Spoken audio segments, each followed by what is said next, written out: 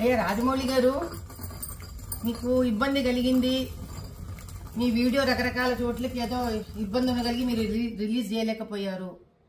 ఎవరి కష్టాలు వాళ్ళకు ఉంటాయి, కాదనట్లేదండి. కానీ ఆంజనేయ స్వామి వెనకుండి నడిపిస్తాడు అని మీ నాన్నగారు అన్నారు. అది ఇప్పుడు భావ్యంగా అనిపించట్లేదు మీకు అన్నారు కదా.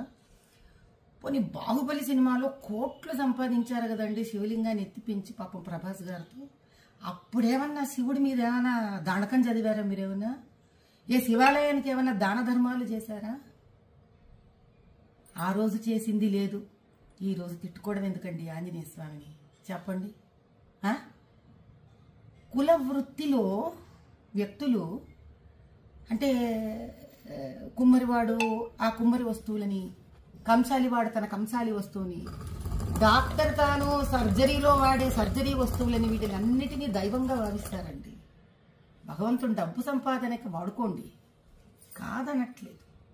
కనీసం డబ్బు సంపాదనకి ఉపయోగపడ్డాడు భగవంతుడు అని ఆయన పట్ల ఒక గౌరవం ఉంచడం మీలాంటి వాళ్ళకి, మాలాంటి వాళ్ళకి, మనందరికీ సామాజిక స్ఫూర్తిగా ఉండాలి. ఎందుకంటే ప్రజలు మనని చూసి మన మాట విని చైతన్యవంతమవుతారు.